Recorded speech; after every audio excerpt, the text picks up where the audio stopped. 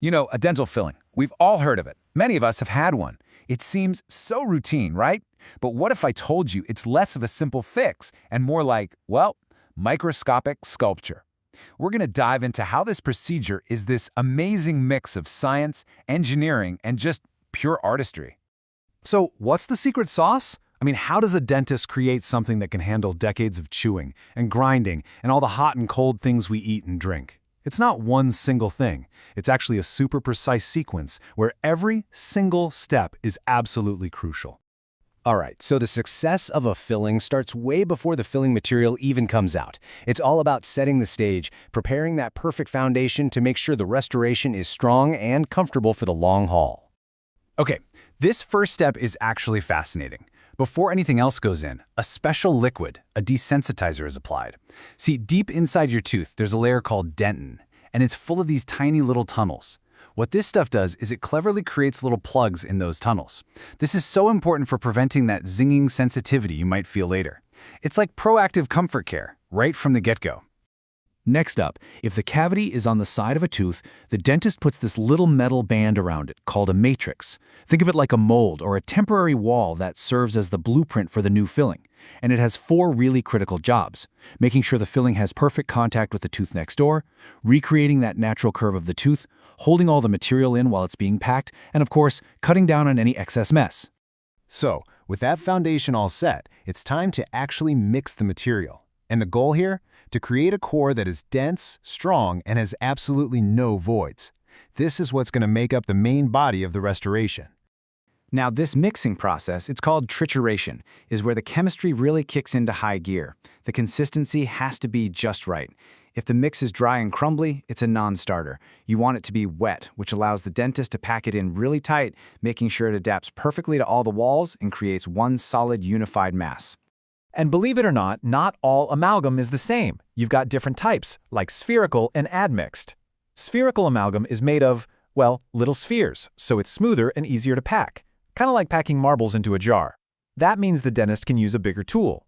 But admixed amalgam has more irregular particles, so it puts up more of a fight. You need smaller tools to really generate the pressure needed to pack it in tight, so the material itself completely dictates the technique. And all that packing, or condensation, is just so important.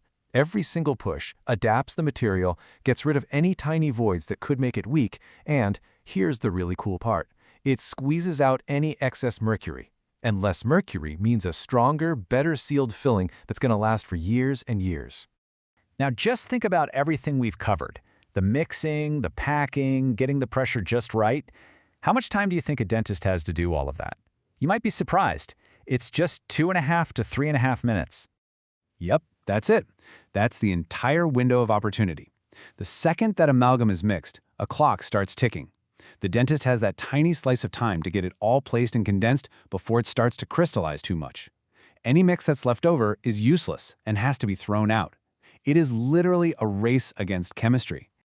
Okay, so now we get to the really artistic part of the whole process. The amalgam is packed in, but it's really just a blob of metal at this point. The dentist now becomes a sculptor, and their job is to turn that blob into something that looks and functions like a natural part of a tooth. And what's the #1 rule of sculpting? You have to have sharp tools. This quote basically says it all. That amalgam is getting harder by the second. If you use a dull instrument, you have to push too hard, and you risk a slip that could just shatter all those delicate details you're trying to carve. Precision demands sharpness. But before the really detailed carving even starts, there's a step called pre-carve burnishing. The dentist takes a smooth, large-headed tool and presses down on the filling. This is a brilliant move because it does 3 things at once. It makes the edges even denser, it brings any extra mercury up to the surface so it can be carved away, and it starts to create the basic shape of the tooth. Then comes the super detailed work. You've got these specialized instruments with cool names like discoid, cleoid that are used to carve all the little grooves and valleys on the chewing surface. And even that pointy tool we all know, the explorer, gets used to perfectly shape the areas right up against that matrix band, making sure there's a natural space between the teeth. It's like recreating anatomy on a microscopic scale. So after all that main carving is done, there's one final touch. It's called post-carve burnishing. This is a super light rubbing of that brand new carved surface. It's not about shaping anymore. It's all about smoothing out the tiny scratches left by the carving tools. And the goal here isn't a mirror-like shine, not yet anyway, but a really smooth satin finish. So the filling is shaped, but we're not quite done.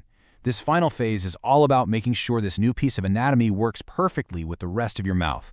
We're talking comfort, proper function, and making sure the tooth itself lasts a long, long time. We've all been there, right? The dentist sticks that little piece of colorful paper in your mouth and says, "Okay, bite down, now grind side to side." But what are they really looking for with all those little colored marks? Well, first off, your teeth have to be bone dry for that paper to even work. When you bite, any high spots on the new filling will leave a really dark, heavy mark. The dentist then carefully carves those spots down and as you bite again. And they repeat this until all the marks across your teeth are light and even. The whole point is to make sure all that chewing force goes straight down through the root of the tooth, not off to the side, which could actually cause problems down the road. Now that final shiny polish doesn't happen on the same day. You have to wait at least 24 hours for the amalgam to get to its full strength. Then you come back, and the dentist uses this whole sequence of different tools, stones, burrs, and rubber points, going from coarse to fine, to take that satin finish and turn it into a brilliant, high-gloss surface. And this isn't just for looks, by the way. A perfectly smooth, polished surface is way harder for plaque to stick to, and it's much more resistant to getting tarnished or corroded. So that beautiful final polish is actually a key step in making sure the filling lasts as long as it possibly can. And that's really how it all comes together. You go from the chemistry of mixing the metal and the physics of packing it in to the skilled hand of an artist who can carve natural anatomy from a block of metal. It really is the perfect place where serious science meets meticulous art. So, I'll leave you with this thought. The next time you're sitting in that chair, listening to the hum of the tools, are you going to think of it as just another procedure? Or are you going to see it for the incredible, highly skilled craft that it truly is?